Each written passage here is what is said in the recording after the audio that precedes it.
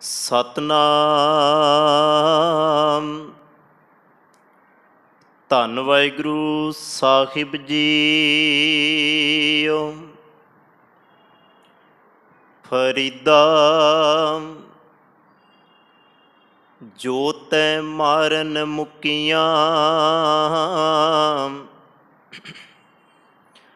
ਤਿਨਾ ਨਾ ਮਾਰੇ ਘੁੰਮ। ਆਪ ਨੜੈ ਘਰ ਜਾਈਐ, ਪੈਰ ਤਿੰਨਾਂ ਦੇ ਚੁੰਮ। ਫਰੀਦਾ ਜੋ ਤੈ ਮਾਰਨ ਮੁਕੀਆਂ, ਤਿਨਾ ਨਾ ਮਾਰੇ ਘੁੰਮ।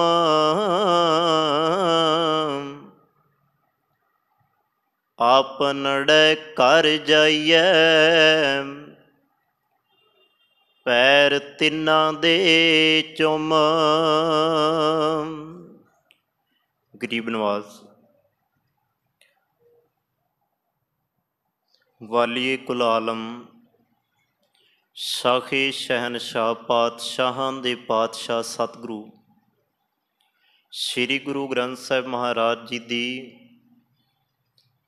ਪਾਵਨ ਪਵਿੱਤਰ ਹਜ਼ੂਰੀ ਅੰਦਰ ਸੁਭਾਈਮਾਨ ਸਤਸੰਗੀ ਜਨੋ,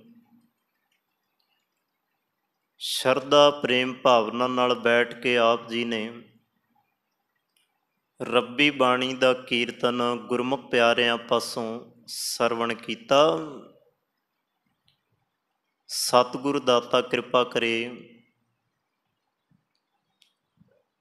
ਸੱਚ ਦੇ ਨਾਲ ਸੁਰਤ ਜੋੜ ਕੇ ਸ਼ਬਦ ਦੇ ਰਾਹੀਂ ਆਪਣੇ ਮਨ ਨੂੰ ਅਸੀਂ ਸਾਧ ਸਕੀਏ। ਆਓ ਜੋ ਲੜੀਵਾਰ ਭਗਤ ਬਾਣੀ ਵਿੱਚੋਂ ਭਗਤ ਫਰੀਦ ਜੀ ਦੀ ਪਾਵਨ ਬਾਣੀ ਸਲੋਕਾਂ ਦੀ ਉਸ ਦੀ ਵਿਚਾਰ ਆਰੰਭਣ ਤੋਂ ਪਹਿਲਾਂ ਸਤਿਗੁਰੂ ਧੰਨ ਗੁਰੂ ਗ੍ਰੰਥ ਸਾਹਿਬ ਮਹਾਰਾਜ ਜੀ ਦੇ ਚਰਨਾਂ 'ਚ ਨਮਸਕਾਰ ਕਰੀਏ, ਸਾਹਿਬਾਂ ਤੋਂ ਅਸੀਸ ਲਈਏ। ਪਿਆਰ ਅਦਬ ਸਤਿਕਾਰ ਦੇ ਨਾਲ ਦੋਵੇਂ ਹੱਥ ਜੋੜ ਇੱਕੋ ਵਾਰੀ ਕਹਿਣ 'ਤੇ ਆਖੋ ਜੀ ਵਾਹਿਗੁਰੂ ਜੀ ਕਾ ਖਾਲਸਾ, ਵਾਹਿਗੁਰੂ ਜੀ ਕੀ ਫਤਿਹ।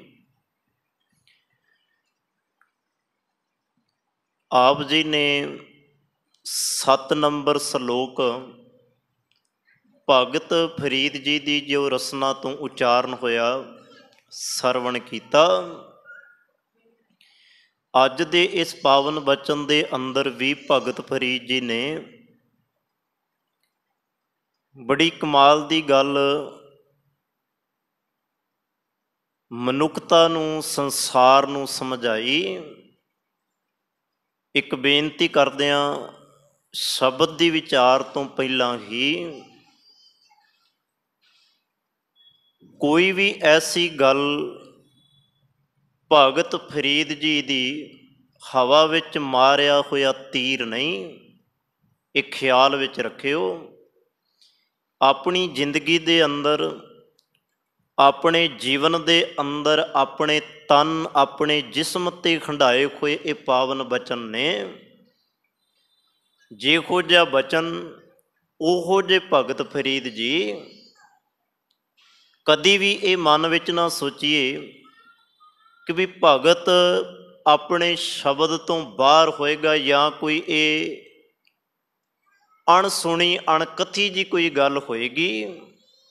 ਜਿੰਨੇ ਵੀ ਮਹਾਂਪੁਰਖ ਧੰਨ ਗੁਰੂ ਗ੍ਰੰਥ ਸਾਹਿਬ ਮਹਾਰਾਜ ਜੀ ਦੀ ਬਾਣੀ ਵਿੱਚ ਬੈਠੇ ਆ, ਸਭ ਦੇ ਅੰਦਰ ਦਾ ਇੱਕ ਅਧਿਆਤਮਕ ਜੀਵਨ ਹੈ, ਭਾਵ ਇੱਕ ਉਹਨਾਂ ਦੇ ਕੋਲ ਰੂਹਾਨੀਅਤ ਪੱਖ ਹੈ। ਉਸੇ ਬਾਣੀ ਦੀ ਲੜੀ ਦੇ ਆਧਾਰ, ਬਾਣੀ ਦੇ ਸ਼ਬਦ ਦੇ ਰਾਹੀਂ ਇਸ ਆਪਾਂ ਸ਼ਬਦ ਨੂੰ ਬਾਣੀ ਰਾਹੀਂ ਅਤੇ ਗੁਰ ਇਤਿਹਾਸ ਦੇ ਰਾਹੀਂ ਸਮਝਣ ਦਾ, ਵਿਚਾਰਨ ਦਾ ਯਤਨ ਕਰਾਂਗੇ। ਪਹਿਲਾਂ ਇਹਦੇ ਭਾਵ-ਅਰਥ ਸਮਝਿਓ।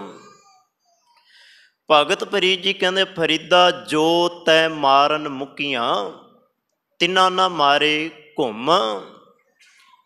ਹੇ ਫਰੀਦ, ਜੋ ਮਨੁੱਖ ਤੈਨੂੰ ਮੁਕੀਆਂ ਮਾਰਨ, ਭਾਵ ਮੁੱਕੀਆਂ ਮਾਰਨ ਤੋਂ ਕੀ ਹੈ, ਜੋ ਤੇਰੇ ਨਾਲ ਵੈਰ ਵਿਰੋਧ ਕਰਨ, ਇਹਦਾ ਭਾਵ ਅਰਥ ਇਹ ਹੈ, ਭਾਵ ਜਿਹੜੇ ਤੇਰੇ ਨਾਲ ਤਨ ਕਰਕੇ ਵੈਰ ਵਿਰੋਧ ਰੱਖਦੇ ਆ ਨਾ, ਭਗਤ ਪ੍ਰੀਤ ਜੀ ਕਹਿੰਦੇ ਤਿੰਨਾਂ ਨਾ ਮਾਰੇ ਘੁੰਮ, ਉਹਨਾਂ ਨੂੰ ਘੁੰਮ ਕੇ ਸੌਖੇ ਜਿਹੇ ਭਾਵ ਅਰਥ ਇਹਦੇ ਇਹੀ ਨੇ, ਮੁੱਕੀਆਂ ਮਾਰਨ ਭਾਵ ਕੋਈ ਤੁਹਾਨੂੰ ਦੁੱਖ ਦਵੇ ਉਹਨਾਂ ਨੂੰ ਤੂੰ ਪਰਤ ਕੇ ਨਾ ਮਾਰੀ। ਭਾਵ ਹੁਣ ਜੇ ਅੰਦਰੂਨੀ ਇਹਦੀ ਗੱਲ ਕਰੀਏ, ਵਿਚਾਰਵਾਨਾਂ ਨੇ, ਸੂਝਵਾਨਾਂ ਨੇ ਜਿਹੜੀ ਇਹਦੀ ਗੱਲ ਸਾਂਝੀ ਕੀਤੀ ਹੈ, ਉਹ ਇਹ ਕੀਤੀ ਹੈ ਕਿ ਵੀ ਜੇ ਦੂਜਾ ਬੰਦਾ ਤੇਰੇ ਨਾਲ ਵੈਰ ਵਿਰੋਧ ਰੱਖਦਾ ਨਾ, ਤੂੰ ਉਹਦੇ ਨਾਲ ਵੈਰ ਵਿਰੋਧ ਦੀ ਭਾਵਨਾ ਨਾ ਰੱਖੀ। ਫਿਰ ਤੂੰ ਉਹਦੇ ਨਾਲ ਕਿਹੜੀ ਭਾਵਨਾ ਰੱਖੀ? ਤੂੰ ਭਲੇ ਦੀ ਭਾਵਨਾ ਰੱਖੀ, ਤੂੰ ਚੰਗਾ ਕਰਨ ਦੀ ਭਾਵਨਾ ਰੱਖੀ। ਅਗਲੀ ਪੰਕਤੀ, ਆਪਨੜੇ ਘਰ ਜਾਈਏ ਪੈਰ ਤਿੰਨਾਂ ਦੇ ਚੁੰਮ, ਇਹਦਾ ਭਾਵ ਅਰਥ ਇਹ ਹੈ, ਉਹਨਾਂ ਦੇ ਪੈਰ ਚੁੰਮ ਕੇ, ਭਾਵ ਉਹਨਾਂ ਦੇ ਅੱਗੇ ਨਿਮਰਤਾ ਵਿੱਚ ਰਹਿ ਕੇ, ਭਾਵ ਉਹਨਾਂ ਦੇ ਅੱਗੇ ਝੁਕ ਕੇ ਪੈਰ ਚੁੰਮਣਾ, ਭਾਵ ਨਿਮਰਤਾ ਵਿੱਚ ਰਹਿਣਾ, ਸਬਰ ਵਿੱਚ ਰਹਿਣਾ, ਸੰਤੋਖ ਵਿੱਚ ਰਹਿਣਾ। ਆਪਨੜੇ ਘਰ ਜਾਈਏ, ਇਸ ਤਰ੍ਹਾਂ ਜਦੋਂ ਤੂੰ ਰਹੇਂਗਾ ਤੇ ਆਪਣੇ ਘਰ ਦੇ ਅੰਦਰ ਤੂੰ ਪਹੁੰਚ ਜਾਏਗਾ। ਹੁਣ ਇਸੇ ਪੰਕਤੀ ਵੱਲ ਖਿਆਲ ਕਰਿਓ, ਆਪਣਾ ਘਰ ਕਿਹੜਾ? ਆਪਣਾ ਘਰ ਵੀ ਹੈ ਕੋਈ ਬੰਦਾ। ਜਦੋਂ ਵੀ ਆਪਣੇ ਘਰ ਦੀ ਗੱਲ ਆਉਂਦੀ ਹੈ, ਬੰਦੇ ਦਾ ਖਿਆਲ ਆਪਣੇ ਦੁਨਿਆਵੀ ਘਰ ਵਾਲੇ ਪਾਸੇ ਜਾਂਦਾ ਹੈ। ਬੰਦਾ ਸੋਚਦਾ ਕਿਤੇ ਇਸ ਘਰ ਦੀ ਗੱਲ ਹੈ, ਨਹੀਂ। ਸਾਧ ਸੰਗਤ ਦੋ ਘਰਾਂ ਦਾ ਜ਼ਿਕਰ ਆਉਂਦਾ ਗੁਰਬਾਣੀ ਦੇ ਅੰਦਰ। ਆਪਨੜੇ ਘਰ ਜਾਈਏ ਭਾਵ ਇੱਕ ਉਹ ਘਰ ਜਿਸ ਛੱਤ ਥੱਲੇ ਆਪਾਂ ਰੋਜ਼ ਰਹਿੰਦੇ ਹਾਂ, ਉਹਨੂੰ ਕਹਿੰਦੇ ਆਪਾਂ ਦੁਨਿਆਵੀ ਘਰ, ਹਰੇਕ ਦੇ ਕੋਲ ਹੈ। ਇੱਕ ਉਹ ਘਰ ਹੈ ਜਿਹੜਾ ਪਰਮਾਰਥ ਦੇ ਰਾਹ ਤੇ, ਰੱਬੀ ਰਾਹ ਤੇ ਤੁਰਿਆ ਧਰਮੀ ਬੰਦਾ, ਉਸ ਰਾਹ ਤੇ ਤੁਰ ਕੇ ਉਹ ਆਪਣੇ ਨਿੱਜ ਘਰ ਦੀ ਗੱਲ ਕਰਦਾ ਹੈ। ਤੇ ਗੁਰਬਾਣੀ ਦੇ ਅੰਦਰ ਬਾਹਰੀ ਘਰ ਦੀ ਨਹੀਂ, ਆਪਣੇ ਘਰ ਦੇ ਅੰਦਰ ਜਾਣ ਦੀ ਤਾਕੀਦ ਕੀਤੀ ਗਈ ਹੈ। ਜਿਵੇਂ ਬਾਣੀ ਦੇ ਅੰਦਰ ਕੁਝ ਕੁ ਉਦਾਹਰਨਾਂ, ਆਪਨੜੇ ਘਰ ਜਾਈਏ ਭਾਵ ਕੀ ਹੈ, ਜਿਵੇਂ ਬਾਣੀ ਦੇ ਅੰਦਰ ਆਪਾਂ ਬਚਨ ਪੜ੍ਹਦੇ ਹਾਂ, ਸਤਿਗੁਰੂ ਜੀ ਮਨ ਨੂੰ ਸਮਝਾਉਂਦੇ ਆ, ਮਨ ਪਰਦੇਸੀ ਵੇ ਪਿਆਰੇ ਆਓ ਘਰੇ। ਕਿੱਥੇ ਆਓ? ਆਪਣੇ ਨਿੱਜ ਘਰ ਵਿੱਚ ਆ, ਭਾਵ ਆਪਣੇ ਅੰਦਰ ਆ, ਭਾਵ ਆਪਣੇ ਮਨ ਅੰਦਰ, ਆਪਣੇ ਹਿਰਦੇ ਅੰਦਰ ਆ। ਉੱਥੇ ਅੰਦਰ ਹਿਰਦੇ ਰੂਪੀ ਘਰ ਦੀ ਗੱਲ ਹੈ, ਜਿਹੜੀ ਆਪਾਂ ਪੰਕਤੀ ਸੋਹਿਲਾ ਸਾਹਿਬ ਬਾਣੀ ਵਿੱਚ ਰੋਜ਼ ਪੜ੍ਹਦੇ ਹਾਂ। ਨਿੱਜ ਘਰ ਮਹਿਲ ਪਾਵੋ ਸੁਖ ਸਹਿਜੇ, ਬੋਹਰ ਨਾ ਹੋਏਗੋ ਫੇਰਾ। ਹੁਣ ਉਹਦੇ ਭਾਵ ਅਰਥ ਵੀ ਕੋਈ ਦੁਨਿਆਵੀ ਘਰ ਦੇ ਨਾਲ ਨਹੀਂ ਹੈ। ਬੰਦੇ ਕਈ ਇਹਦੇ ਅਰਥ ਪਤਾ ਕੀ ਕਰਦੇ ਆ, ਕਈ ਇਹਦੇ ਅਰਥ ਕਰਦੇ ਕਿ ਵੀ ਜਿਸ ਘਰ ਦੇ ਵਿੱਚੋਂ ਤੇਰੀ ਅਰਥੀ ਉੱਠੀ ਹੈ, ਜਿਸ ਘਰ ਦੇ ਵਿੱਚੋਂ ਚਾਰ ਜਾਣੇ ਤੈਨੂੰ ਚੁੱਕ ਕੇ ਲੈ ਗਿਆ, ਮੁੜ ਕੇ ਉੱਥੇ ਵਾਪਸ ਨਹੀਂ ਆਉਣਾ। ਨਹੀਂ, ਇਹਦੇ ਅਰਥ ਇਹ ਨਹੀਂ ਸਾਧ ਸੰਗਤ। ਚਲੋ ਇਹ ਵੀ ਇੱਕ ਪੱਖ ਹੈ ਕਿ ਵੀ ਜਿਸ ਘਰ ਚੋਂ ਬੰਦੇ ਦੀ ਅਰਥੀ ਉੱਠਦੀ ਹੈ, ਵਾਪਸ ਬੰਦੇ ਨੇ ਉਸ ਘਰ ਨਹੀਂ, ਸਿਰਫ ਯਾਦਾਂ ਰਹਿ ਜਾਂਦੀਆਂ ਨੇ, ਇਹ ਵੀ ਜੇ ਆਪਾਂ ਲੈ ਲਈਏ। ਪਰ ਇੱਥੇ ਚੇਤੇ ਰੱਖਣਾ, ਧਰਮ ਦੇ ਰਾਹ ਤੇ ਤੁਰਨ ਵਾਲਿਆਂ ਦੀ ਗੱਲ ਗੁਰੂ ਨਾਨਕ ਪਾਤਸ਼ਾਹ ਜੀ ਕਰਦੇ ਆ। ਸਤਿਗੁਰੂ ਜੀ ਕਹਿੰਦੇ ਨਿੱਜ ਘਰ, ਆਪਣੇ ਨਿੱਜ ਰੂਪੀ ਘਰ ਦੇ ਅੰਦਰ ਮਹਿਲ ਪਾਵੋ, ਆਪਣੇ ਨਿੱਜ ਰੂਪੀ ਹਿਰਦੇ ਰੂਪੀ ਘਰ ਦੇ ਅੰਦਰ ਉਹ ਮਹਿਲ ਦੀ ਪਹਿਚਾਣ ਕਰ। ਜਿੱਦਣ ਉਹਦੀ ਪਹਿਚਾਣ ਤੈਨੂੰ ਹੋ ਗਈ, ਫਿਰ ਤੈਨੂੰ ਪਤਾ ਲੱਗੇਗਾ ਕਿ ਵੀ ਮੁੜ ਮੁੜ ਦੁਬਾਰਾ ਇਸ ਘਰ ਵਿੱਚ ਫੇਰਾ ਨਹੀਂ ਹੋਣਾ, ਭਾਵ ਫੇਰਾ ਨਹੀਂ ਪੈਣਾ। ਨਿਜ ਘਰ ਮਹਿਲ ਪਾਵੋ ਸੁਖ ਸਹਿਜੇ, ਬੋਰ ਨਾ ਹੋਏਗੋ ਫੇਰਾ। ਹੁਣ ਸਤਿਗੁਰੂ ਜੀ ਕਹਿੰਦੇ ਆ, ਪਹਿਲੀਆਂ ਪੰਕਤੀਆਂ ਵੱਲ ਭਗਤ ਪ੍ਰੀਤ ਜੀ ਦੇ ਬਚਨਾਂ ਵੱਲ ਧਿਆਨ ਦਿਓ। ਫਰੀਦਾ ਜੋ ਤੈ ਮਾਰਨ ਮੁੱਕੀਆਂ ਤਿਨਾ ਨਾ ਮਾਰੇ ਘੁੰਮ, ਭਾਵ ਮੈਂ ਅਰਥ ਆਪ ਜੀ ਦੇ ਨਾਲ ਇਹ ਕੀਤੇ। ਮੁੱਕੀਆਂ ਦੇ ਭਾਵ ਵੈਰ ਵਿਰੋਧ ਕਰਨਾ, ਭਾਵ ਕਿਸੇ ਦੇ ਨਾਲ ਵੈਰ ਨਹੀਂ, ਕਿਸੇ ਦੇ ਨਾਲ ਵਿਰੋਧ ਨਹੀਂ। ਭਾਵ ਜੇ ਕੋਈ ਵੈਰ ਵਿਰੋਧ ਕਰਦਾ ਹੈ ਤੇ ਉਹਦੇ ਵਰਗਾ ਨਹੀਂ ਬਣਨਾ, ਸਗੋਂ ਵੈਰ ਵਿਰੋਧ ਕਰਨ ਵਾਲੇ ਦਾ ਵੀ ਭਲਾ ਕਰ ਦੇਣਾ। ਇਹ ਭਗਤ ਦੀ ਜ਼ਿੰਦਗੀ ਦਾ ਇੱਕ ਸਭ ਤੋਂ ਵੱਡਾ ਗੁਣ ਹੈ। ਭਗਤ, ਦਰਵੇਸ਼, ਗੁਰੂ, ਗੁਰਮੁਖ, ਬ੍ਰਹਮ ਗਿਆਨੀ, ਸੰਤ ਕਦੀ ਵੀ ਚੇਤੇ ਰੱਖਣਾ, ਨਾ ਬਚਨਾਂ ਰਾਹੀਂ ਨਾ ਆਪਣੀ ਸਰੀਰ ਦੀ ਤਾਕਤ ਰਾਹੀਂ ਚੇਤੇ ਰੱਖਣਾ, ਕਿਸੇ ਨੂੰ ਨਾ ਮੰਦਾ ਬੋਲਦੇ ਆ, ਨਾ ਆਪਣੀ ਸਰੀਰ ਦੀ ਤਾਕਤ ਦੇ ਰਾਹੀਂ ਆਪਣਾ ਜ਼ੋਰ ਜਿਹੜਾ ਵਿਖਾਉਂਦੇ ਆ। ਰੱਬ ਰੱਬ ਕਰਨ ਵਾਲੇ। ਇੱਕ ਬਚਨ ਵੱਲ ਖਿਆਲ ਕਰਿਓ, ਭਗਤ ਕਬੀਰ ਜੀ ਦਾ। ਭਗਤ ਕਬੀਰ ਜੀ ਕਹਿੰਦੇ ਆ, ਕਬੀਰ ਸਭ ਤੇ ਹਮ ਬੁਰੇ, ਹਮ ਤਜ ਭਲੋ ਸਭ ਕੋਏ। ਇਹ ਵੀ ਬੜਾ ਪਿਆਰਾ ਬਚਨ ਹੈ ਭਗਤ ਕਬੀਰ ਜੀ ਦਾ। ਵੈਰ ਵਿਰੋਧ ਜਿਹੜੇ ਰੱਖਣ ਵਾਲੇ, ਉਹਨਾਂ ਦੇ ਲਈ ਭਗਤ ਕਬੀਰ ਜੀ ਕਹਿੰਦੇ ਸਭ ਤੋਂ ਬੁਰੇ ਆ ਅਸੀਂ, ਸਾਰਾ ਸੰਸਾਰ ਹੀ ਭਲਾ। ਜਿਵੇਂ ਇੱਕ ਬਚਨ ਆਪਾਂ ਹੋਰ ਪੜ੍ਹਦੇ ਹਾਂ ਨਾ, ਸਤਿਗੁਰੂ ਗੁਰੂ ਨਾਨਕ ਮਹਾਰਾਜ ਜੀ ਦਾ, ਹਮ ਨਹੀਂ ਚੰਗੇ ਬੁਰਾ ਨਹੀਂ ਕੋਏ, ਪ੍ਰਣਵਤ ਨਾਨਕ ਤਾਰੇ ਸੋਏ।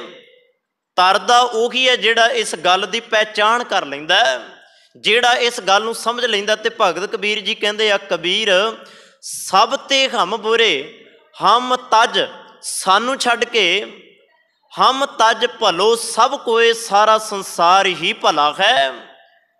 ਜਿਨ ਐਸਾ ਕਰ ਬੁੱਝਿਆ, ਜਿਸ ਨੇ ਇਸ ਤਰ੍ਹਾਂ ਬੁੱਝ ਲਿਆ, ਭਾਵ ਬੁੱਝਣ ਤੋਂ ਸਮਝ ਲਿਆ, ਜਿਸ ਨੇ ਇਸ ਤਰੀਕੇ ਦੇ ਨਾਲ ਸਮਝ ਲਿਆ ਨਾ, ਸਤਿਗੁਰੂ ਜੀ ਕਹਿੰਦੇ ਆ ਉਹ ਆਪਣੇ ਘਰ ਦੇ ਅੰਦਰ ਠਹਿਰ ਜਾਂਦਾ ਹੈ, ਭਾਵ ਘੁੰਮ ਕੇ ਵਾਰ ਨਹੀਂ ਕਰਦਾ, ਕਿਉਂਕਿ ਉਹਦੀ ਬਿਰਤੀ ਭਲਾ ਕਰਨ ਦੀ ਬਣ ਗਈ। ਉਹ ਕਹਿੰਦਾ ਜਿਨ ਐਸਾ ਕਰ ਬੁੱਝਿਆ, ਭਗਤ ਕਬੀਰ ਜੀ ਕਹਿੰਦੇ ਸੋ ਹਮਰਾ ਮੀਤ। ਇਹੋ ਜਿਹਾ ਸਾਨੂੰ ਮਿੱਤਰ ਚਾਹੀਦਾ, ਇਹੋ ਜਿਹਾ ਸੱਜਣ ਸਾਨੂੰ ਚਾਹੀਦਾ ਜਿਹੜਾ ਪਲਟ ਵਾਰ ਨਹੀਂ ਕਰਦਾ। ਤੇ ਹੁਣ ਤੁਸੀਂ ਸੰਸਾਰ ਵੱਲ ਝਾਤ ਮਾਰਿਓ, ਫਰੀਦਾ ਜੈ ਤਨ ਜੇ ਤੈ ਮਾਰਨ ਮੁੱਕੀਆਂ, ਤਿੰਨਾਂ ਨਾ ਮਾਰੇ ਘੁੰਮ। ਬੰਦੇ ਤੇ ਤੁਸੀਂ ਇੱਕ ਵਾਰ ਕਰੋ, ਬੰਦਾ ਅੱਗੋਂ 10 ਵਾਰ ਕਰੇਗਾ। ਕਈ ਵਾਰ ਤੇ ਸੰਸਾਰ ਦੇ ਅੰਦਰ ਵੈਰ ਵਿਰੋਧ ਇੰਨਾ ਕੁ ਬੰਦੇ ਦੇ ਅੰਦਰ ਭਰਿਆ ਹੁੰਦਾ ਹੈ। ਕਈ ਵਾਰ ਇੱਕ ਬੰਦਾ ਕਿਸੇ ਹੋਰ ਸ਼ਹਿਰ ਵਿੱਚ ਰਹਿੰਦਾ, ਦੂਜਾ ਕਿਸੇ ਹੋਰ ਸ਼ਹਿਰ ਵਿੱਚ ਰਹਿੰਦਾ, ਪਰ ਉਹ ਨਫ਼ਰਤ ਦਾ, ਉਹ ਵੈਰ ਦਾ, ਵਿਰੋਧ ਦਾ ਜਿਹੜਾ ਕਾਣ ਹੈ ਨਾ, ਉਹ ਬੰਦੇ ਦੇ ਅੰਦਰ ਉਸੇ ਤਰ੍ਹਾਂ ਭਰਿਆ ਰਹਿੰਦਾ। ਜਿੱਥੇ ਟੱਕਰੇਗਾ, ਜਿੱਥੇ ਮਿਲੇਗਾ, ਉੱਥੇ ਉਹ ਯਾਦ ਜਿਹੜੀ ਹੈ ਨਾ ਉਹ ਦੁਬਾਰਾ ਪੈਦਾ ਹੋ ਜਾਏਗੀ। ਪਤਾ ਲੱਗ ਜਾਏਗਾ ਕਿ ਵੀ ਆਹ ਸਮਾਂ ਸੀ, ਆਹ ਵਕਤ ਸੀ, ਆਹ ਦਿਨ ਸੀ, ਇਹਨੇ ਮੇਰੇ ਨਾਲ ਇਸ ਤਰ੍ਹਾਂ ਕੀਤਾ। ਉੱਥੇ ਫਿਰ ਵੈਰ ਵਿਰੋਧ ਸ਼ੁਰੂ ਹੋ ਜਾਏਗਾ, ਖਤਮ ਨਹੀਂ ਹੋਏਗਾ। ਤੇ ਗੁਰਬਾਣੀ ਕੀ ਸਾਨੂੰ ਸਮਝਾਉਂਦੀ ਹੈ? ਸਤਿਗੁਰੂ ਜੀ ਕਹਿੰਦੇ ਬਾਦ ਵਿਵਾਦ ਕਾਹੂ ਸਿਉ ਨਾ ਕੀਜੈ। ਆ ਜਿੰਨਾ ਵੀ ਵੈਰ ਵਿਰੋਧ ਹੈ ਨਾ, ਤਿੰਨਾਂ ਨਾ ਮਾਰੇ ਘੁੰਮ। ਭਾਵ ਇਹੋ ਜਿਹੇ ਵਾਰ ਤੂੰ ਮੁੜ ਕੇ ਬਾਰ-ਬਾਰ ਨਾ ਕਰੀ, ਇਹਨਾਂ ਤੋਂ ਤੂੰ ਬਚ।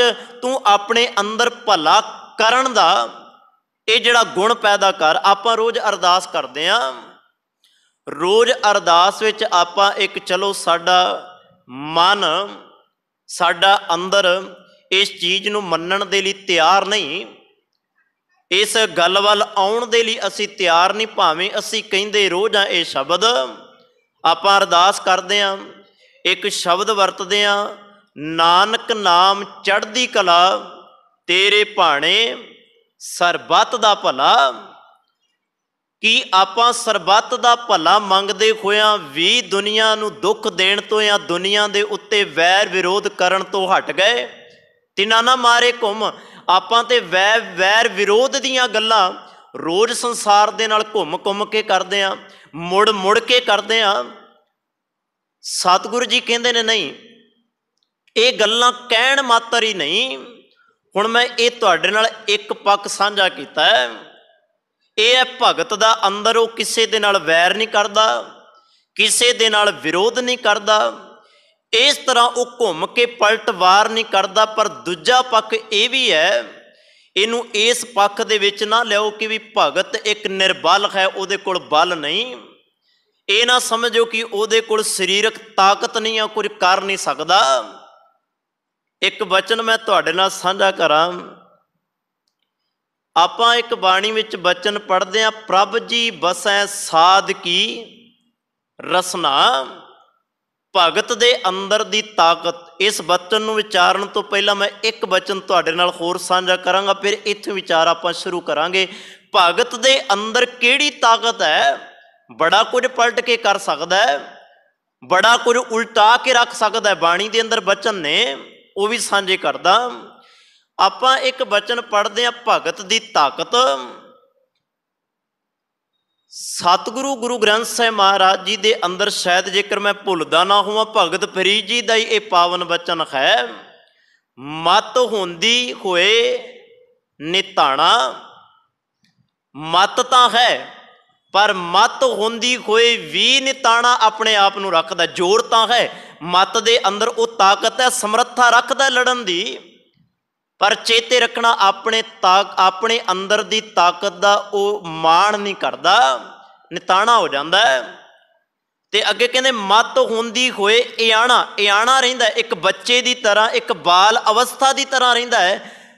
ਤਾਣ ਹੁੰਦਾ ਹੋਏ ਨਿਤਾਣਾ। ਜੇ ਬਲ ਹੈ, ਤਾਕਤ ਹੈ ਸਰੀਰ ਰੂਪੀ, ਤਾਂ ਨਿਤਾਣਾ ਬਣ ਕੇ ਰਹਿੰਦਾ ਹੈ। ਤੇ ਸਤਿਗੁਰੂ ਗੁਰੂ ਗ੍ਰੰਥ ਸਾਹਿਬ ਮਹਾਰਾਜ ਜੀ ਕਹਿੰਦੇ ਅਣਹੁੰਦੇ ਆਪ ਵੰਡਾਏ, ਸੋ ਐਸਾ ਭਗਤ ਸਦਾਏ।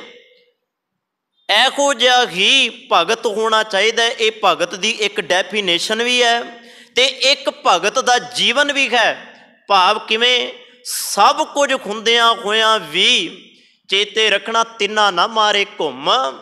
ਹੁਣ ਮੱਤ ਵੀ ਹੈ, ਆਪਣੀ ਮੱਤ ਅਨੁਸਾਰ ਉਹ ਵਾਰ ਵੀ ਕਰ ਸਕਦਾ ਹੈ, ਆਪਣੇ ਤਾਣ ਆਪਣੇ ਬਲ ਅਨੁਸਾਰ ਉਹ ਵਿਰੋਧ ਵੀ ਕਰ ਸਕਦਾ ਹੈ। ਪਰ ਸਤਿਗੁਰੂ ਜੀ ਕਹਿੰਦੇ ਉਹ ਭਗਤ ਫਿਰ ਰਹਿ ਹੀ ਕਾਹਦਾ ਗਿਆ ਜਿਹੜਾ ਪਲਟਵਾਰ ਕਰੇ। ਇਹ ਭਗਤ ਦਾ ਗੁਣ ਵੀ ਹੈ ਤੇ ਭਗਤ ਦੇ ਅੰਦਰ ਦੀ ਤਾਕਤ ਵੀ। ਜਿਹੜਾ ਬਚਨ ਤੁਹਾਡੇ ਨਾਲ ਮੈਂ ਸਾਂਝਾ ਕਰਨ ਲੱਗਾ ਸਾਂ, ਪ੍ਰਭ ਜੀ ਬਸੈ ਸਾਧ ਕੀ ਰਸਨਾ, ਤਿੰਨਾ ਨਾ ਮਾਰੇ ਘੁੰਮ। ਹੁਣ ਭਗਤ ਦੀ ਰਸਨਾ ਦੇ ਉੱਤੇ, ਇੱਕ ਸਾਧੂ ਦੀ ਰਸਨਾ ਦੇ ਉੱਤੇ ਕੀ ਹੈ? ਪਰਮਾਤਮਾ ਦਾ ਨਾਮ ਹੈ।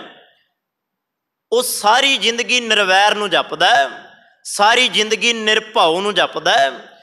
ਸੰਸਾਰ ਉਹਦੇ ਨਾਲ ਭਾਵੇਂ ਜਿੰਨਾ ਮਰਜ਼ੀ ਵੈਰ ਕਰੇ, ਸੰਸਾਰ ਉਹਦਾ ਜਿੰਨਾ ਮਰਜ਼ੀ ਵਿਰੋਧ ਕਰੇ, ਜਿੰਨੀ ਮਰਜ਼ੀ ਉਹਦੇ ਨਾਲ ਈਰਖਾ ਭਾਵਨਾ ਰੱਖ ਕੇ ਚੱਲੇ, ਚੇਤੇ ਰੱਖਣਾ ਭਗਤ ਜਿਹੜਾ ਪਰਮਾਤਮਾ ਦੇ ਨਾਮ ਨੂੰ ਜਪਦਾ ਰਹਿੰਦਾ, ਧਿਆਉਂਦਾ ਰਹਿੰਦਾ, ਉਹ ਕੁਝ ਨਹੀਂ ਬੋਲਦਾ। ਪਰ ਸਿਆਣੇ ਕਹਿੰਦੇ ਆ, ਨਿਰਭਉ ਨੂੰ ਜਪਣ ਵਾਲਾ, ਨਿਰਵੈਰ ਨੂੰ ਜਪਣ ਵਾਲਾ, ਜਿਹਦੀ ਰਸਨਾ ਦੇ ਉੱਤੇ ਰੱਬ ਹੈ, ਜਿਸ ਦਿਨ ਉਹਦੀ ਰਸਨਾ ਦੇ ਰਾਹੀਂ ਰੱਬ ਬੋਲਦਾ, ਵੱਡੇ ਵੱਡਿਆਂ ਦੇ ਤਖਤ ਹਿਲਾ ਕੇ ਰੱਖ ਦਿੰਦਾ। ਇਹ ਉਹਦੇ ਅੰਦਰ ਦੀ ਤਾਕਤ ਹੈ। ਇਸ ਕਰਕੇ ਕਹਿੰਦੇ ਆ ਕਿ ਵੀ ਸਾਧੂਆਂ ਨਾਲ ਮੱਥਾ ਨਹੀਂ, ਜਿਹੜੇ ਗੁਰੂ ਦੇ ਨਾਲ, ਰੱਬ ਦੇ ਨਾਲ ਜੁੜੇ ਹੋਏ ਆ, ਉਹਨਾਂ ਨਾਲ ਮੱਥਾ ਨਹੀਂ। ਪਰ ਬੰਦਾ ਕੀ ਹੈ? ਬੰਦੇ ਨੇ ਜਦੋਂ ਵੀ ਮੱਥਾ ਲਾਇਆ ਨਾ, ਸੰਸਾਰੀ ਨਾਲ ਤੇ ਲਾਇਆ ਹੀ ਲਾਇਆ, ਇਹਨੇ ਭਗਤ ਦਰਵੇਸ਼ ਨਾਲ ਵੀ ਮੱਥਾ ਲਾਇਆ। ਉਦਾਹਰਨਾਂ ਮਿਲਦੀਆਂ ਨੇ ਜੀ ਇਤਿਹਾਸ ਦੇ ਅੰਦਰੋਂ। ਚਲੋ ਦੋ ਕੁ ਉਦਾਹਰਨਾਂ ਦਿੰਦੇ ਆ। ਤਿੰਨਾਂ ਨਾ ਮਾਰੇ ਘੁੰਮ। ਸਭ ਕੁਝ ਹੁੰਦਿਆਂ ਹੋਇਆਂ ਤਾਕਤ ਵੀ ਹੈ, ਬਲ ਵੀ ਹੈ, ਪਰ ਚੇਤੇ ਰੱਖਣਾ ਉਲਟ ਵਾਰ ਨਹੀਂ, ਕਿਉਂਕਿ ਪਤਾ ਹੈ ਕਿ ਵੀ ਰੱਬ ਸਭ ਦੇ ਭਲੇ ਦੀ ਗੱਲ ਕਰਦਾ ਹੈ। ਜੇ ਮੇਰਾ ਰੱਬ ਸਭ ਦੇ ਭਲੇ ਦੀ ਗੱਲ ਕਰਦਾ ਤੇ ਮੈਂ ਕਿਸੇ ਦਾ ਬੁਰਾ ਕਿਉਂ ਚਿਤਵਾਂ?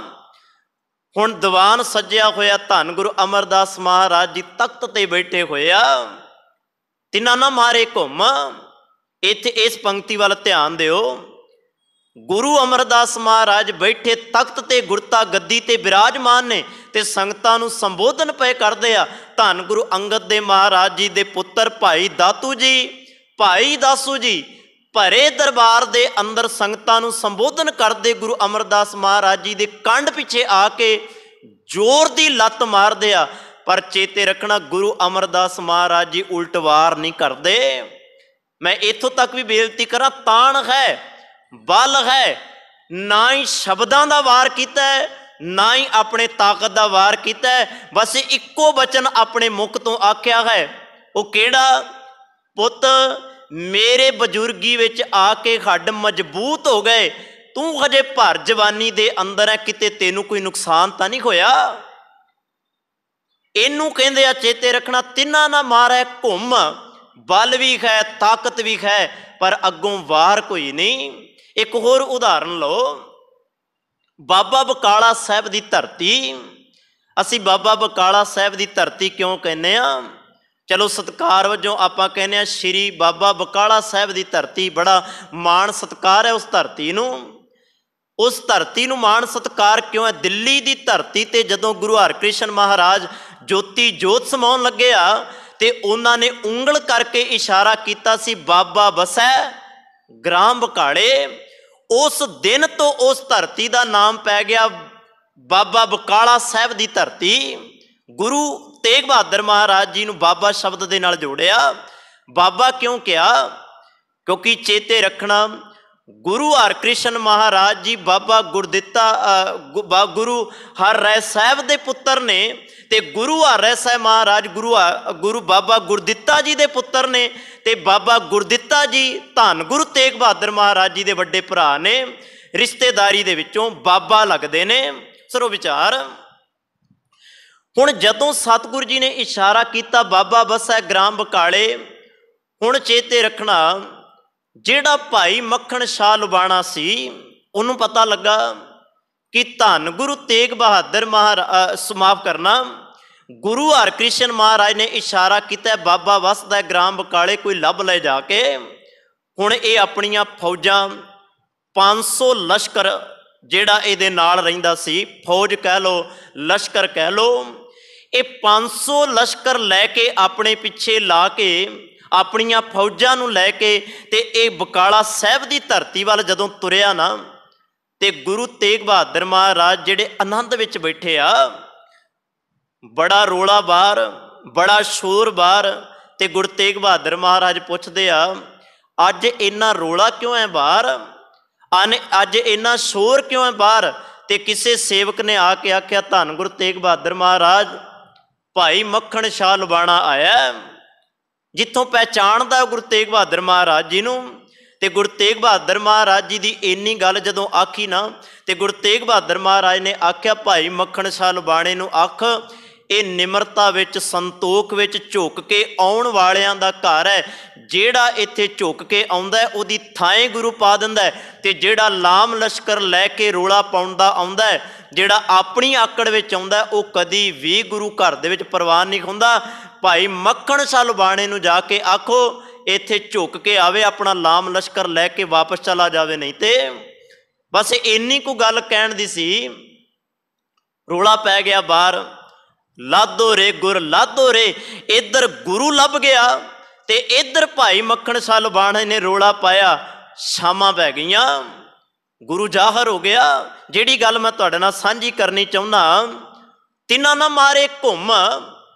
ਹੁਣ ਜਿਹੜਾ ਬਾਬਾ ਧੀਰ ਮੱਲ ਹੈ, ਹੁਣ ਜਦੋਂ ਇਹਨਾਂ ਨੂੰ ਕਿਉਂਕਿ 22 ਗੱਦੀਆਂ ਲੱਗੀਆਂ ਨੇ ਬਾਹਰ, 22 ਗੱਦੀਆਂ ਦਾ ਨਾਮੋ ਨਿਸ਼ਾਨ ਮਿਟ ਗਿਆ ਜਦੋਂ ਗੁਰੂ ਤੇਗ ਬਹਾਦਰ ਮਹਾਰਾਜ ਪ੍ਰਗਟ ਹੋ ਗਏ। ਸੱਚ ਪ੍ਰਗਟ ਹੋਏਗਾ, ਝੂਠ ਮਿਟੇਗਾ, ਚਾਨਣ ਆਏਗਾ, ਹਨੇਰਾ ਜਾਏਗਾ। ਬਸ ਜਦੋਂ ਚਾਨਣ ਆਇਆ ਹਨੇਰਾ ਭੱਜ ਗਿਆ, 22 ਦੀਆਂ 22 ਗੱਦੀਆਂ ਉੱਠ ਗਈਆਂ, ਇੱਕੋ ਬਚਿਆ ਧੀਰ ਮੱਲ। ਉਹਦੇ ਅੰਦਰ ਸ਼ਾਂਤੀ ਨਾ ਆਈ। ਉਹਨੇ ਆਖਿਆ ਇਹ ਪ੍ਰਗਟ ਕਿਵੇਂ ਹੋਇਆ? ਇਹ ਤਾਂ ਹਜੇ ਉੱਠਿਆ, ਇਹਨੂੰ ਜਲਦੀ ਬੁਝਾ ਦਿੱਤਾ ਜਾਣਾ ਚਾਹੀਦਾ। ਹੁਣ ਇਹਨੇ ਕੀ ਕੀਤਾ? ਸ਼ਾਮਾਂ ਪਈਆਂ, ਸ਼ਾਮਾਂ ਹੋਈਆਂ ਤੇ ਗੁਰੂ ਤੇਗ ਬਹਾਦਰ ਮਹਾਰਾਜ ਤੇ ਇਹਨੇ ਗੋਲੀ ਚਲਾ ਦਿੱਤੀ। ਹੁਣ ਧੀਰ ਮੱਲ ਗੁਰੂ ਘਰ ਦਾ ਚੇਤੇ ਰੱਖਣਾ, ਇਹ ਪੁੱਤਰ ਹੈ, ਗੁਰੂ ਦੇ ਨਾਲ ਇਹਦਾ ਸੰਬੰਧ ਜੋੜਦਾ ਹੈ। ਇਤਿਹਾਸ ਕਹਿੰਦਾ ਗੁਰੂ ਤੇਗ ਬਹਾਦਰ ਮਹਾਰਾਜ ਬਾਬਾ ਧੀਰ ਮੱਲ ਦੇ ਚਾਚਾ ਜੀ ਲੱਗਦੇ ਨੇ ਤੇ ਆਪਣੇ ਸੱਕੇ ਚਾਚੇ ਦੇ ਉੱਤੇ ਗੋਲੀ ਚਲਾਉਂਦਾ। ਹੁਣ ਜਦੋਂ ਉਹਨੇ ਗੋਲੀ ਚਲਾਈ ਨਾ, ਗੁਰੂ ਤੇਗ ਬਹਾਦਰ ਮਹਾਰਾਜ ਤਿੰਨਾਂ ਨਾ ਮਾਰੇ ਘੁੰਮ। ਹੁਣ ਗੁਰੂ ਕੋਲ ਕੀ ਨਹੀਂ ਸੀ? ਭਾਈ ਮੱਖਣ ਸ਼ਾਹ ਲੁਬਾਣਾ ਜਿਹੜਾ 500 ਦਾ ਲਸ਼ਕਰ ਲੈ ਕੇ ਆਇਆ, ਹਥਿਆਰ ਬੰਦ। ਗੁਰੂ ਕੋਲ ਤਾਕਤ ਵੀ ਸੀ, ਗੁਰੂ ਕੋਲ ਬੋਲ ਵੀ ਸਨ, ਬੋਲ ਕੇ ਇੱਕ ਪਲ ਦੇ ਅੰਦਰ ਧੀਰ ਮੱਲ ਨੂੰ ਖਤਮ ਕਰ ਸਕਦੇ ਸਨ। ਪਰ ਗੁਰੂ ਤੇਗ ਬਹਾਦਰ ਮਹਾਰਾਜ ਦਾ ਹਿਰਦਾ ਵੇਖੋ, ਤਿੰਨਾਂ ਨਾ ਮਾਰੇ ਘੁੰਮ। ਇੱਕੋ ਹੀ ਗੱਲ ਆਖੀ, ਭਲੇ ਧੀਰ ਮੱਲ, ਭਲੇ ਧੀਰ ਮੱਲ, ਧੀਰ ਮੱਲ ਭਲੇ।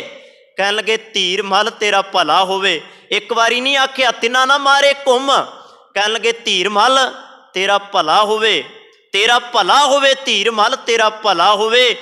ਤੂੰ ਇਹੋ ਜਿਹੇ ਕਰਮ ਕਰਨ ਲੱਗ ਗਿਆ। ਬੇਨਤੀ ਕਰਾਂ ਤਿੰਨਾਂ ਨਾ ਮਾਰੇ ਘੁੰਮ, ਸਭ ਕੁਝ ਹੈ ਮਤ ਹੁੰਦੀ ਹੋਏ ਇਆਣਾ।